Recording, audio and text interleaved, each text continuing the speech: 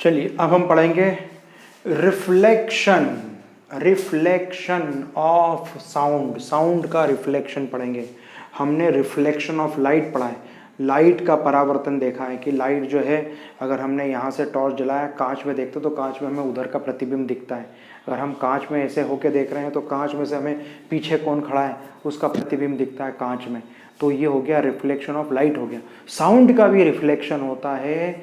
इसका एक हम प्रयोग करते हैं कि हमने क्या करा कि एक तरफ जो है इतना हमने दो गोल लकड़ी के रोलर ले लिए। रोलर एक रोलर को यहाँ रखा, दूसरे रोलर को यहाँ रखा। एक जो रोलर है उस रोलर के पास में हमने घड़ी रख दी, वॉच रख दी। वॉच टिक टिक टिक टिक कर रही है।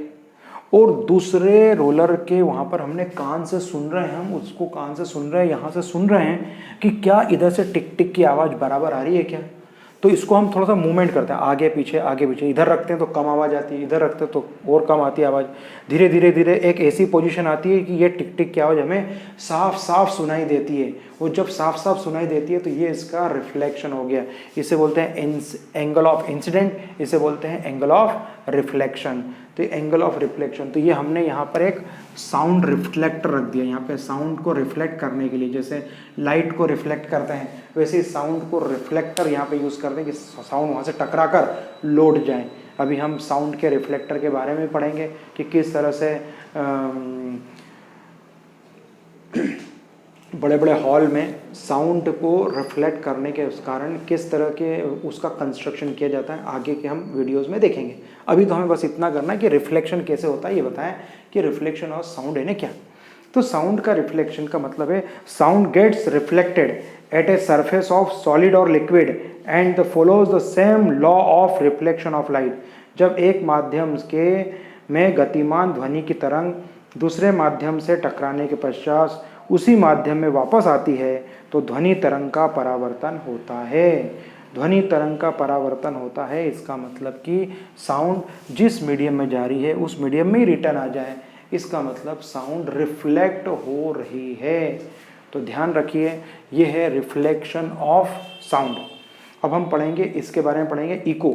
इको क्या होता है? इको, तो इको को बोलते हैं प्रतिध्वनि। इको, ECHO, इको, इको को बोलते हैं प्रतिध्वनि। प्रतिध्वनि के बारे में भी आपको मालूम है कि इको का मतलब है कि अगर आपने देखा होगा कहीं आप हिल स्टेशन पे या पहाड़ी के स्थान पर कहीं गए हो और वहाँ पर कुछ ऐसे पॉइंट होते हैं कि उस पॉइंट पे खड़े होकर आप कोई आवाज़ लगाते हैं या चिल्लाते हैं या कोई शाउटिंग करते हैं, तो कुछ आवाज़ लगाते हैं किसी पहाड़ी या बिल्डिंग के सामने खड़े होकर आवाज़ लगाते हैं तो आपकी आवाज़ टकरा कर कुछ समय बाद वो आवाज़ वापस से आपको सुनाई देती है। इसका मतलब आपका साउंड जो आपने बोला है वो साउंड कुछ समय बाद वापस से लौटकर आपको सुनाई देता है। इस घटना को हम इको बोलते हैं, जिसे बोलते हैं प्रतिध्वनि। तो प्रतिध्वनि क्या होती है? इफ़ वी शाउट और क्लैप, अगर हम शाउट करें या क्लैप करें, अगर हम शाउट करें या क्लैप करें, ताली बजाएं जोर से किसी भी पहाड़ या बिल्डिंग के पास में, ठीक है, तो क्या होगा? इफ़ वी शाउट और clap near a tall building और mountain we see hear the same sound again a little later. यानी हमें वही साउंड सुनाई देता है, बस कुछ समय के बाद में हमें वो साउंड सुनाई देता है। इसका मतलब ये है कि उसे हम क्या बोलते हैं? इको बोलते हैं, इको। यदि हम ऊंची और विशाल दीवार या चट्टान से कुछ दूरी पर खड़े होकर अपने हाथों से ताली बजाते हैं तो हम कुछ अल्प समय अंतराल के पश्चात पुनः अपने हाथों की ताली सुनते हैं।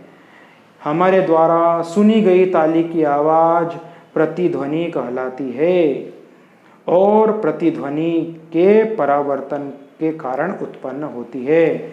प्रतिध्वनि काय के कारण उत्पन्न होती है? परावर्तन, यानी टकराकर लौट रही है, यानी हमारी आवाज़ टकराकर लौट रही है। तो इको प्रोड्यूस क्यों होता है? ठीक है, प्रतिध्वनि उत्पन्न क्यों होती है? क्योंकि वहाँ पर परावर्तन हो रहा है। परावर्तन यानी हमने कोई साउंड बोला तो टकराकर वापस से हमारे पास में वो साउंड वापस आता है बहुत कम समय में, बहुत कम समय। कितना समय अभी हम देखते हैं, कितने समय में आवाज़ लौट कर आती है उसका अभी हम कैलकुलेशंस करेंगे। चलिए तो इको की बात करते हैं। तो इको के बारे में चल रहा है, the sensation of sound persist in our brain for about 0.1 second.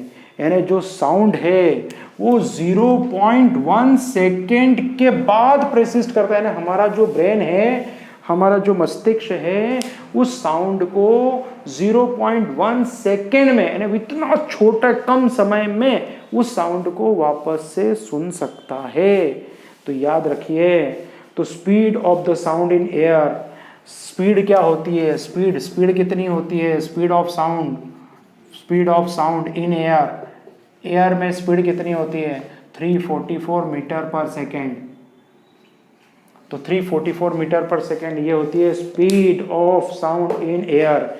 हवा में ध्वनि का वेग, हवा में ध्वनि की चाल, हवा में ध्वनि यानी हवा में अगर कोई स्पीड जो साउंड चल रहा है, ध्वनि चल रही है, तो उसकी स्पीड क्या होगी ये देख लिया। डिस्टेंस कितना डिस्टेंस ट्रेवल किया, कितनी दूरी तय की, डिस्टेंस कितना हो जाएगा, डिस्टेंस हो जाएगा 0.1 सेकेंड।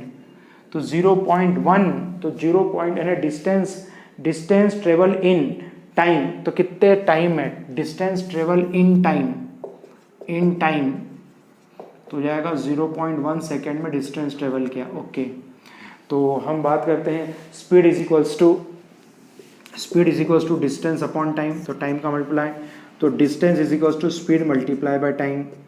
स्पीड कितनी है 344, टाइम कितना है 0.1 है, तो ये आ जाएगा 34.4 मीटर।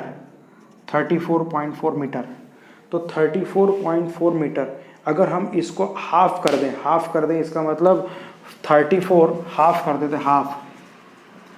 कर देते हैं, तो ये जाएगा 34.4 लगभग 17.2, यानी 17.2।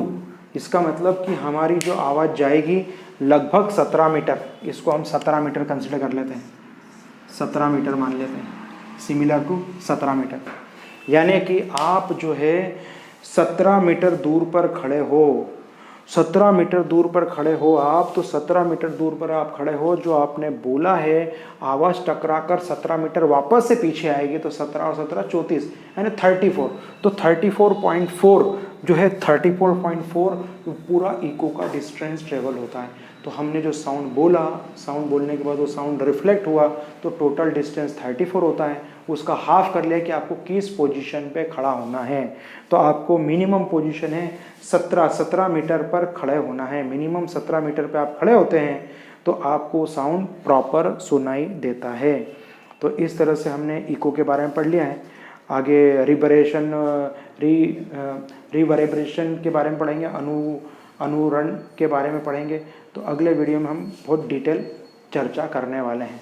तो आज बस इतना ही पढ़ेंगे, जितना अभी तक पढ़ा है उसका रिवीजन कर लीजिए। अगला जो लेक्चर होगा उसमें लगभग साउंड कंप्लीट हो जाएगा, कुछ न्यूमेरिकल्स भी कराऊंगा मैं। तो जब भी चैप्टर साउंड पढ़ाऊँ तो अपनी बुक लेकर सामने बैठें और मेरे वीडियोस देखेंगे और बुक सामने रखेंगे तो आपको बहुत जल्दी समझ में आएगा कि कहाँ पे क्या लिखा है।